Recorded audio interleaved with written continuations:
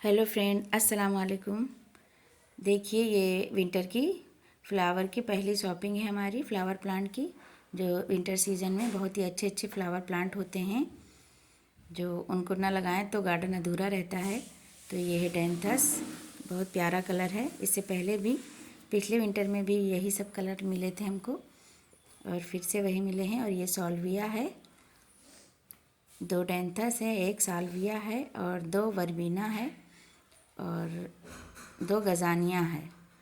ये वर्बीना है, ये भी बहुत ही अच्छा कलर है और हेल्दी है। और ये भी वर्बीना है।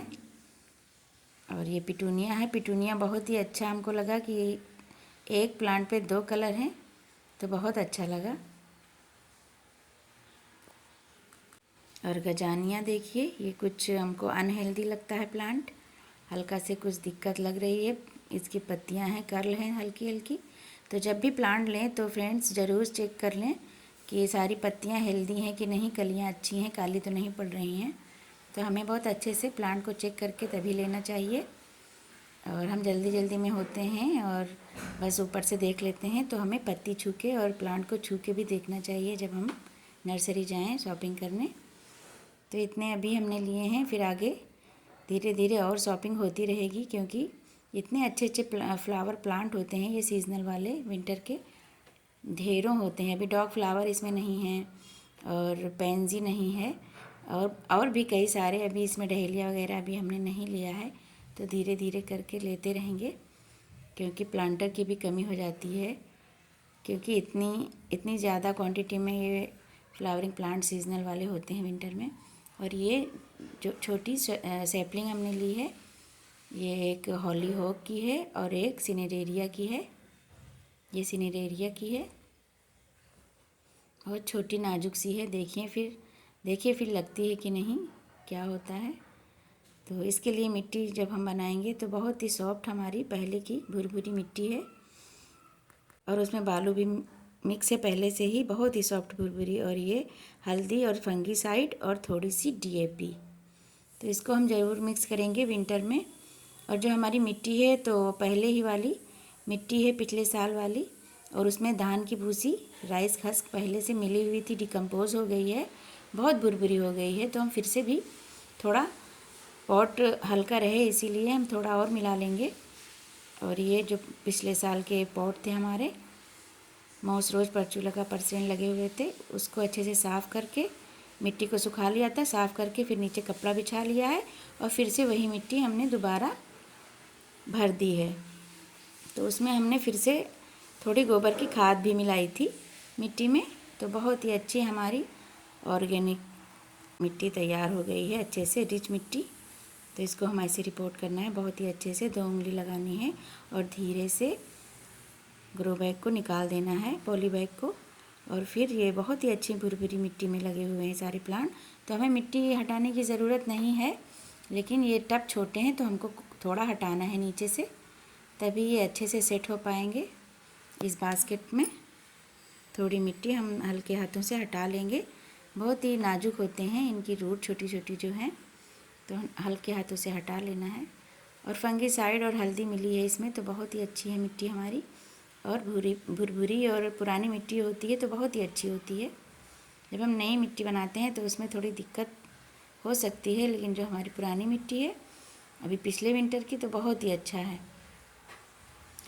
तो इसके जो जो रूट बाउल है वो थोड़े ऊंचे ऊंचे हैं, और ये जो बास्केट है तो थोड़ी नीची है, तो हमें हल्की मिट्टी हटानी है, तभी ये अच्छे से सेट हो पाएंगे। नहीं तो ऊपर की तरफ प्लांट उठे रहेंगे, वो मिट्टी उठी रहेगी प्लांट वाली, तो फिर नहीं अच्छा रहेगा, फंगस भी लग सकता है, कुछ भी दिक्कत हो सकती है ग्रोथ में। तो हमें बहुत अच्छे से सेट करके फिर मिट्टी भर देनी है। ये भी बहुत ही अच्छे से ऐसे 2 उंगली लगा के और ऐसे पॉली बैग को ऐसे निकालना है, बहुत ही अच्छे से धीरे से, और हल्की हल्की मिट्टी। अगर पॉट आपका बड़ा है साइज में तो आप ऐसे भी रख सकते हैं। हमारी बास्केट जो है वो छोटी है, अब की बार हम बास्केट में लगा रहे हैं, नहीं तो हम वर्बीना और पिटूनिया को गमले में लगाए थे इससे पहले, पिछले विंटर में। तो हल्की हल्की मिट्टी हटा देनी है रूट को बचाते हुए। और जो नए हैं गार्डनिंग में, बिगनर्स हैं, तो उन्हें नहीं हटाना है, ऐसे ही ये बहुत ही अच्छी मिट्टी है, निकल रही है अपने आप से ही। तो जो बिगनर्स हैं, अभी नए हैं गार्डनिंग में, तो उन्हें बिल्कुल भी डिस्टर्ब नहीं करना है, मिट्टी नहीं हटानी है, बस जैसे है ऐसे ही लगा देना है। और बड़े पॉट में थोड़ा लगाएं, ऊंचे पॉट में 10 इंच के पॉट में बहुत ही अच्छा होता है। 8-10 इंच के पॉट में बास्केट हमारी थोड़ी नीची है, इसीलिए हम हटा रहे हैं और आप लोग नहीं हटाएं। और ऐसे मिट्टी चारों तरफ से फिल कर देनी है। जो रिपोर्टिंग करते रहते हैं हर वक्त यही काम होता है, वो लोग कर सकते हैं, हटा सकते हैं रूट बाउल की मिट्टी। और जो बिगनर्स होते हैं तो वो हटाएंगे तो कुछ भी थोड़ी दिक्कत आ सकती है, प्लांट में मुरझा सकते हैं। तो हम तो हटा देते हैं तो फिर सही हो जाता है। और देखिए वर्बेना कितना प्यारा लग रहा है, इसके फ्लावर बहुत ही पसंद है मुझे। और जब ये ग्रोथ लेगा, जब चलेगा ये प्लांट, तो बहुत सारे ढेर सारे इसकी ब्रांचें निकल के और लटकने लगती हैं और बहुत ही ज़्यादा फ्लावरिंग होती है। देखिए इसको बड़े गमले में लगा रहे हैं क्योंकि इसमें बहुत अच्छी ग्रोथ होती है, बहुत ज़्यादा फैल जाता है। इसको फैलने वाले जैसे बास्केट हो या टब हो उसमें लगाएं, अगर बड़े चौड़े में तो बहुत अच्छा रहता है। लेकिन मेरे पास अभी छोटी ही बास्केट है खाली, बाकी हमने सब्जियां लगाई हुई हैं सारे टब में, खाली नहीं है। तो इसको हम ऐसे ही लगा देंगे, कई दिन से रखे हुए हैं तो दिक्कत हो सकती है। 1 हफ्ते से रखे हुए थे हमारे प्लांट। बहुत आराम से निकालना है ये पॉली बैग और डिस्टर्ब नहीं करना है। अगर गमला गहरा है तो फिर हमें रख देना है सेट करके, ज़्यादा नीचे नहीं रखना है और ज़्यादा ऊपर भी नहीं रखना है रूट बाउल को। पहले हम रख के देख लें, फिर उसके बाद मिट्टी डालें। अगर ज़्यादा ऊपर हो जाता है तो फिर मिट्टी थोड़ी निकालनी होती है। और ये जो पत्ते ज़्यादा नीचे की तरफ है, मिट्टी में टच हो रहे हैं, तो उसको निकाल देना चाहिए, फंगस ना लगे। मिट्टी में ज़्यादा टच रहेंगी पत्तियाँ तो फंगस का खतरा होता है। और मिट्टी बहुत ही अच्छी है हमारी, वेल ड्रेन।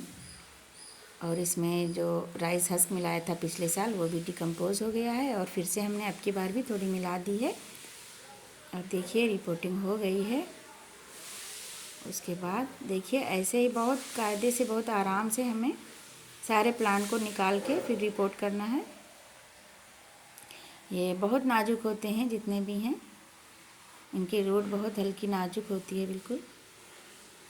तो सबको रिपोर्ट कर दिया है और 2 पॉट हमारे बच गए हैं। फिर हम जब शॉपिंग करेंगे तो अभी ढेरों प्लांटर की ज़रूरत पड़ेगी। और ये पानी हमने फंगीसाइड डाल के रेडी कर लिया है, तो उसको फिर दे रहे हैं ऊपर से कि फंगस ना लगे।